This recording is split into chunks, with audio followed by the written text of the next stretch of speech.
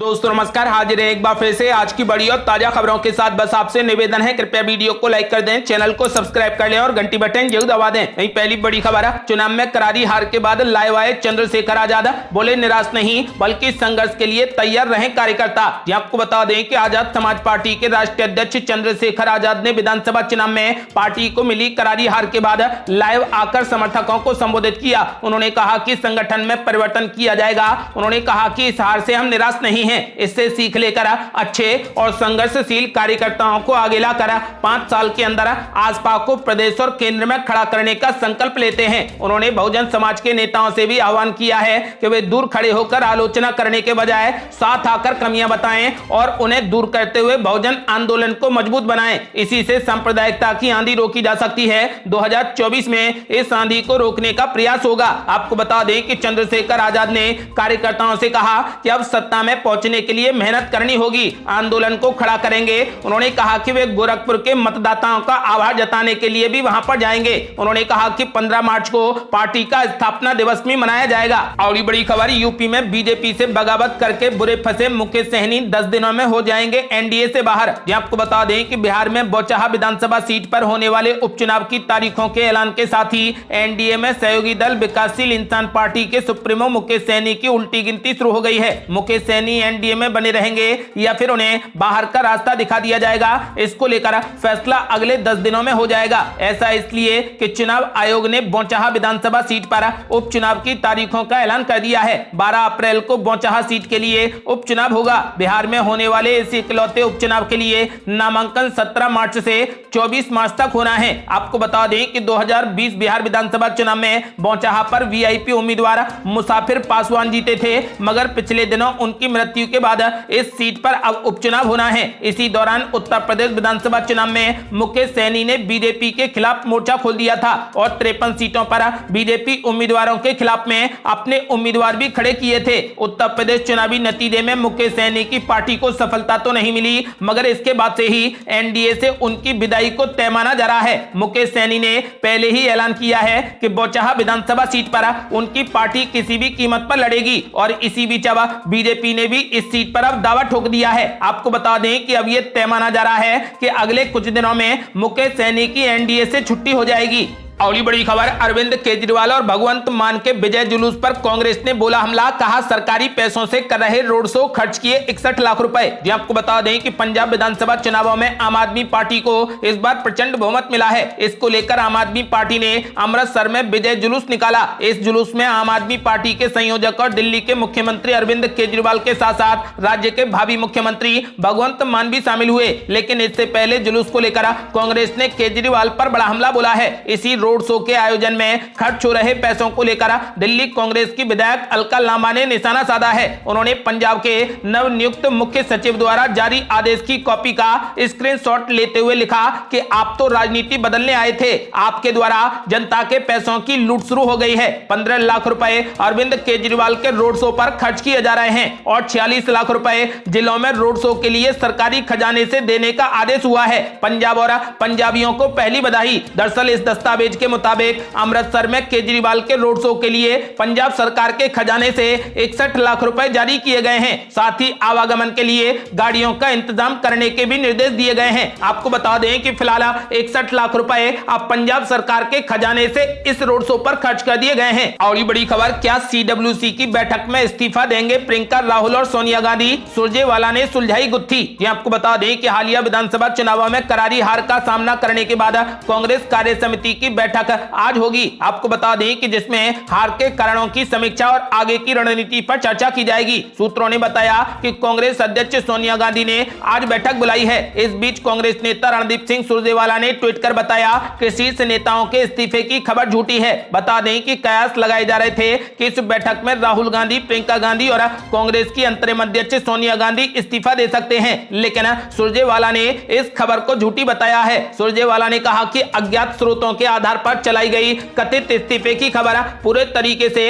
अनुचित, शरारती और गलत है। आपको बता दें कि कांग्रेस के शीर्ष निधि निर्धारक इकाई CWC की बैठक ऐसे समय में होने जा रही है जब कांग्रेस ने पंजाब में सत्ता गंवा दी है और उत्तर प्रदेश, उत्तराखंड, गोवा और मणिपुर में भी उसे करारी हार का सामना करना पड़ा है। आपको बता दें कि सुरजेवाला ने साफ कर दिया है कि कोई भी अपने पद से इस्तीफा नहीं देगा। और ये बड़ी खबर, आसनसोल लोकसभा और 4 राज्यों की 4 विधानसभा सीटों पर उपचुनाव की तारीखों का हुआ ऐलान। आपको बता दें कि निर्वाचन आयोग ने लोकसभा की 1 सीट और 4 राज्यों पश्चिम बंगाल, छत्तीसगढ़, बिहार और महाराष्ट्र की 4 विधानसभा सीटों के लिए उपचुनाव की तारीखों का ऐलान कर दिया है। 4 राज्यों की 4 विधानसभा और 1 लोकसभा सीट पर 12 अप्रैल को वोट डाले जाएंगे, जबकि मतों की गिनती 16 अप्रैल को होगी। पार्टी के उम्मीदवारों के लिए नामांकन दाखिल करने की अंतिम तिथि 24 मार्च है, जबकि 25 मार्च से नामांकन पत्र की जांच शुरू हो जाएगी। उम्मीदवारों के लिए चुनाव से नाम वापस लेने की तारीख 18 मार्च तय की गई है। इस साल होने वाले राष्ट्रपति चुनाव के साथ उपचुनाव भी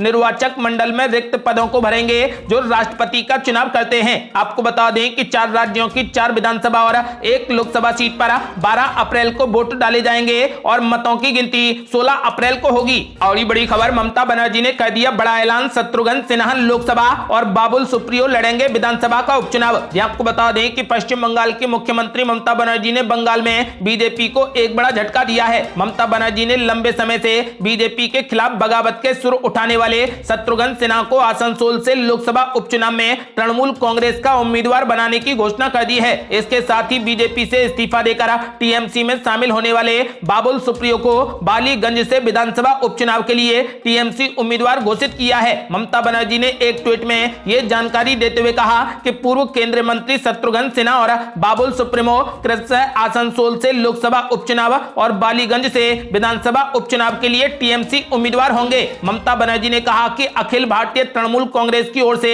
यह घोषणा करते हुए खुशी हो रही है कि आसनसोल से लोकसभा उपचुनाव में पूर्व केंद्रीय मंत्री और प्रसिद्ध अभिनेता शत्रुघ्न सिन्हा हमारे उम्मीदवार होंगे, जबकि पूर्व केंद्रीय मंत्री और प्रसिद्ध गायक बाबुल सुप्रियो बालीगंज से विधानसभा उपचुनाव में हमारे उम्मीदवार होंगे। आपको बता दें कि फिलहाल दोनों ही नेताओं को ममता बनर्जी ने टिकट दे दिया है। अगली बड़ी खबर, अखिलेश यादव की चुप्पी के बीच में सपा गठबंधन में मची खटपट, हार के लिए आखिर कौन जिम्मेदार? आपको बता दें कि उत्तर प्रदेश विधानसभा चुनाव में सपा गठबंधन को मिली करारी हार के बाद जहां समाजवादी पार्टी के अध्यक्ष अखिलेश यादव चुप्पी साधे हुए हैं, तो वहीं गठबंधन के साथी अब एक दूसरे पर दोष मढ़ने में लगे हैं। महान दल के अध्यक्ष ने कहा कि गठबंधन के कुछ लोग आत्मविश्वास में थे और उन्होंने अखिलेश यादव को भी ओवर कॉन्फिडेंस में रखा। वहीं अखिलेश यादव के चाचा और प्रगतिशील समाजवादी पार्टी के अध्यक्ष शिवपाल यादव ने संगठन में खामियों को बताकर हार के लिए जिम्मेदार बताकर इशारों में भतीजे पर निशाना साधा है। इस चुनाव में सपा गठबंधन के साथ रहे महान दल के प्रमुख